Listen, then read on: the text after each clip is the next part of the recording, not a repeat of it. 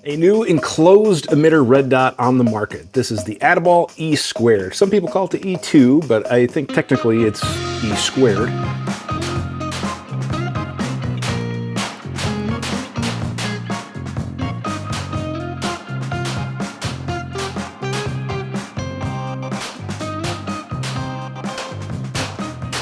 Now I know what some of you might be thinking. This is maybe a little bit more budget oriented than some of the other stuff that I reviewed in the past, because I have talked about some of the other high-end optics on the market. But truth be told, I do like to have multiple options, and I'm a firm believer in that the more options there are, ultimately the better it is for you and me, the consumer, because it kind of drives competition to make better products. It offers more options. People have different budgets. So I always like to check out other optics on the market. Now this came out a few months ago and I recently had the opportunity to check one out. So real quick, I don't have a relationship with Atibal. I'm not getting paid to make this video. I was in talks with Jimmy. We were talking about some of their new stuff that they had and he asked if I wanted to check one of these out. So he did send me a couple, one that I have mounted on the gun and then another that I can get close-ups with and put it on a different gun. So that way I have a sample size of 2. I also did get some plates such as the Glock MOS plate, which is what I have on the gun here. So we'll talk about what you can get as far as options, what comes with it, all that kind of stuff here in a little bit. But I'm not sponsored or getting paid or anything like this. And right off the bat, I will say the price point is what kind of intrigued me the most. A quality enclosed emitter optic for street price under $300. We'll go through some of the specs here in a little bit. But like I said, under 300 bucks. And especially when you compare that to some of the other optics on the market, they're a lot more money, right? So we're going to compare this a little bit because one of the first things right off the bat that I want to get into is the window. When I first saw this, we'll get you a close up here. I didn't know what to think of kind of this tall ceiling, if you will. This is where the majority of the deck of the optic is. A lot of times when we're talking about open emitter optics, we talk about deck height and how high the optic sits off of the slide. Well, they've kind of inversed it, if you will, and the optic actually sits super low, as you can see. In fact, these are standard height sights and they are just barely visible. I want to say these are like 165 height, maybe 170. They're an old set of Ameriglows. And if they were like a 195, not even, you don't need suppressor sights at all, but like just a tall set of standard sights, like a 195 or a 2.0 or something like that, they would probably be visible just fine because I can just see a sliver of the sight picture. I mean, like a few thousandths. So we're close. But look at how low that optic sits and how big the window is for an enclosed emitter optic. Those are things that I liked about it right off the bat. Now, this thicker top portion, what they're doing is they're actually putting the emitter up there as well as the battery compartment, the elevation adjustment, and then the windage adjustment is on the side. Now, compare that to arguably one of the most popular enclosed emitters is like the Aimpoint Acro, which is ironically what this footprint uses, so I might as well talk about it a little bit. But you can see that the Acro has a much thicker wall because there's actually kind of a square tube in there, and the emitter is attached to that square tube, and that square tube is actually what moves up, down, left, right when you're making your zero. Whereas on the Atibal, the emitter, and it's going to be actually probably easier to see it from this angle, you can actually see it at the top there. You can see that little red light. The emitter is up top on the roof, and when you make your adjustments, it actually moves the emitter up, down, left, right to coordinate with your point of aim, point of impact shift. So we don't have that square tube inside the optic. As you can see here, a good sized window, and then we kind of see there's a tube in there. And even some of the other enclosed emitters. So this is an imported emitter, a similar style to the Acro. These are going to be made for a couple of different companies you'll see on the market. That's all I'm probably willing to say. But you can see it's a similar idea. There's a tube in there, and then that tube moves left, right, up, down. But you can kind of see the window size and the wall thickness. So the wall thickness on the Atibal is actually a lot thinner than the either Acro or Acro style optics. Now, the one thing they do all have in common is the footprint. So the footprint on the Atibal E squared is an Acro style, and this actually mounted up just fine to all of my adapter plates that I had, including the Atibal ones, as well as I think I had a Nighthawk, a Staccato plate, a Glock plate, and there might be one other one laying around there too that I tried it on. It was for, I can't remember if it was for the Prodigy or something else. But anyways, I tried it on whatever Acro plates I had, and it had a nice solid fit. And even just to kind of compare it to the original you can see that it's pretty darn close. Whereas some of the other enclosed, like the Steiner, it says it's acro, but it's actually slightly different, whereas this is pretty dang close to, you know, as acro as I can tell. It's pretty much exact. It fit on all of my acro plates really nicely. So as far as mounting goes, you will need either an acro cut slide or an adapter. Now, let's talk about adapters really quick. Here's what's cool, is Atibal does make a variety of adapters. So this particular one is an RMR footprint. So if you had a slide that is machined, has an RMR pocket, you would put this in its place, and then instead of the RMR, now you would have an acro rail, if you will, acro footprint. Mini Picatinny is kind of what I liken them to, so that's an option.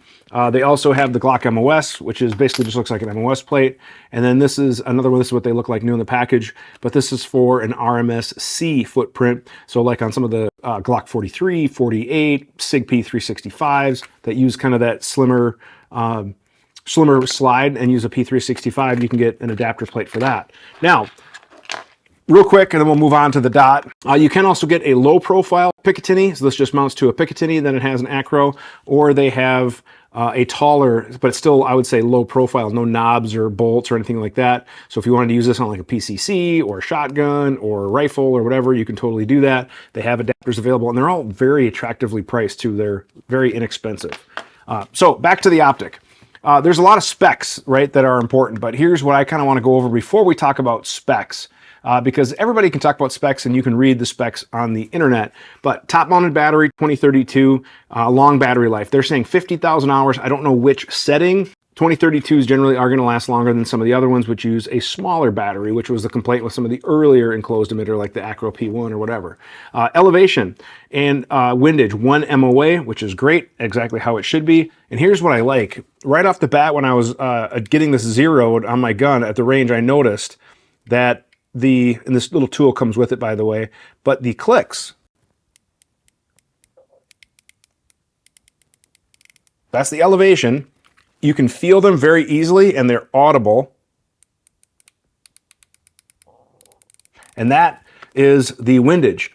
Those clicks are actually nicer than some of the other American-made optics out there as far as crispness and not mushiness. So crisp versus mushy and audible versus silent or whatever, these are actually pretty nice. Now, the optic is made in China, why I said compared to some of the United States ones or whatever, you know, that's how they're getting that price down, as it is an imported optic, okay? So if that's an important issue to you, well, that's something to consider, right? But there's a lot of other optics that are made in China that are very popular, very dependable. Now, if you're looking to save a little bit of money on an optic, looking at something like this that's going to be more budget price compared to some of the other ones, you're probably looking to save money on ammo too, and that's where Global Ordnance comes in. You can save on all orders over $200 and get free shipping. So that's right, even heavy case quantities, free shipping by using my code in the description at Global.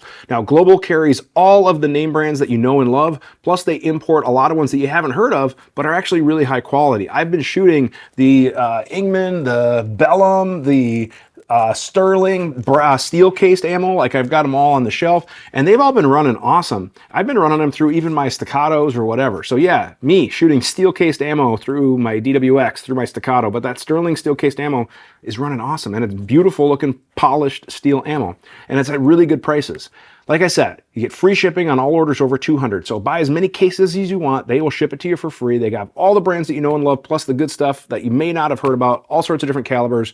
They support the channel by giving us all of our ammo that allows us to make these videos. I can't thank Global Ordnance enough, and I would really appreciate it if you stop on by their website, make an order, use the code, show them some love. They'll take good care of you. That's Global Ordnance. Now let's keep talking red dots. So anyways, the clicks, 1 MOA, nice, zeroed just fine.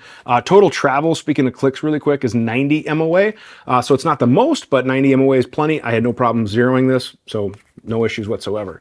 Now, as far as the buttons are on the left side of the optic, and you can feel them. And what's nice is the up has kind of this knob or nub on it, so you can feel it, and you can kind of distinguish between up and down very easily, no issues whatsoever. I generally turn mine on, I leave them on, go from there. There's 10 brightness settings, 8 daytime, 2 night vision, nitrogen purged, IP67, blah, blah, blah. You can read all the specs online. You guys know I'm not a spec reader.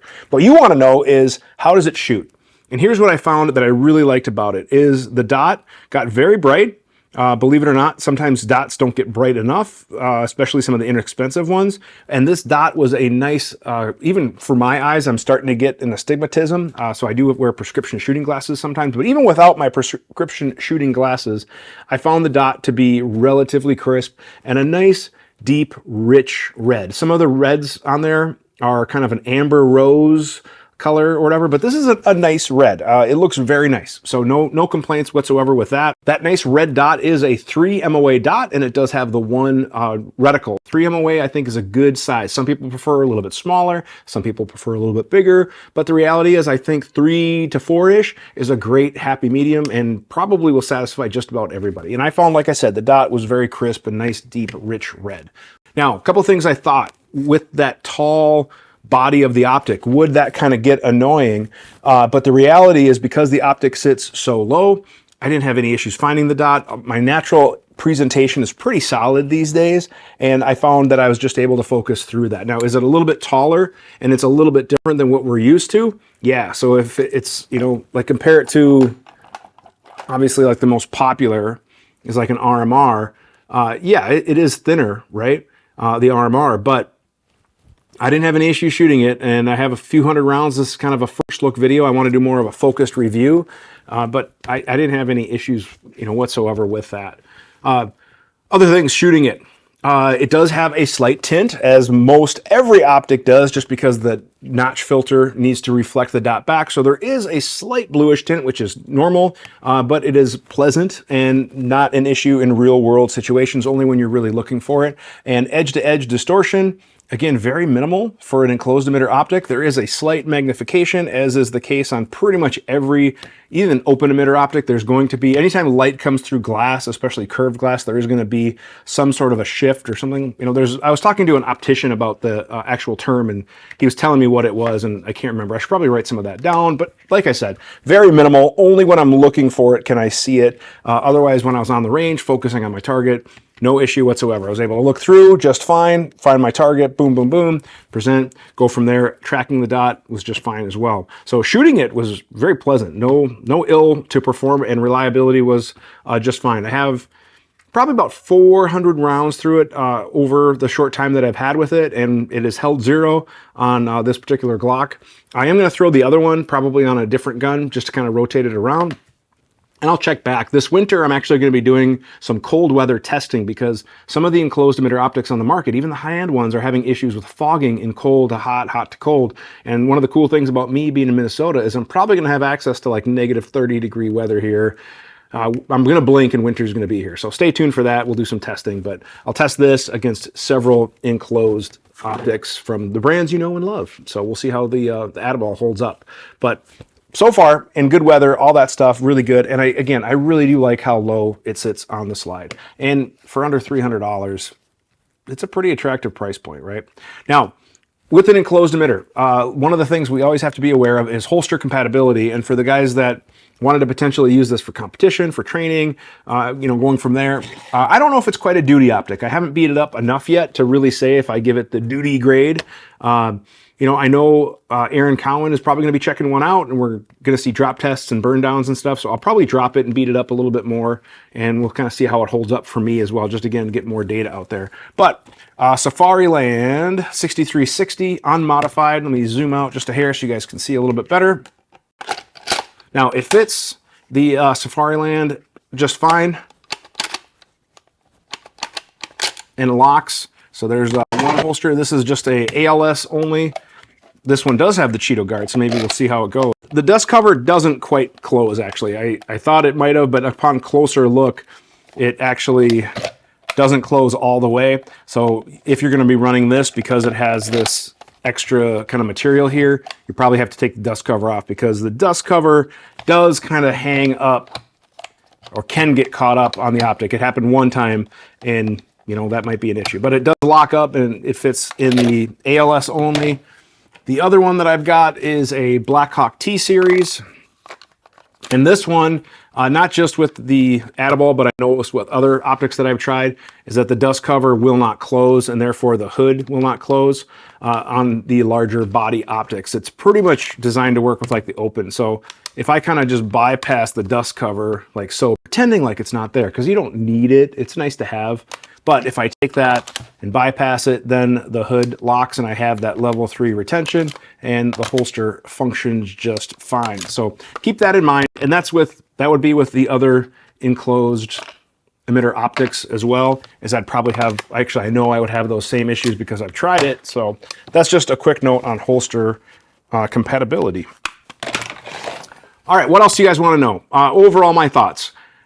There's a lot of people that are getting into red dots, right? And not everyone can afford a $600-700 aim point or $400 or $500 brand XYZ. So it's always good to have options. Now, here's what I like talking with Jimmy from Atibal. Lifetime warranty, no fuss, no muss. You have an issue with any one of his products, call him, they'll take care of it. And he seemed very, very confident and willing to stand behind his product. So that was reassuring. And plus, when you call, you're going to probably talk to the owner. I don't know how big their staff is, but you're going to talk to the founder. And I thought that was kind of cool. I thought that was definitely something that I can always have a little respect for when I actually call and want to connect. I actually am able to make that happen. Whereas some of the bigger companies out there, you call, you leave a message, you have to email, you have to do whatever. So, but yeah, that's pretty much it, guys. Obviously, my favorite place to get them is going to be Rainier. I know they are selling quick. All right, guys, that's going to do it for this video. If you have any questions about this or anything firearms related, go ahead and drop a comment in the section below, or you can send an email to the email address shown below, which is the QA@gunsandtactics.com. At the end of the month, we have a live episode where we answer your questions, plus we give away a prize.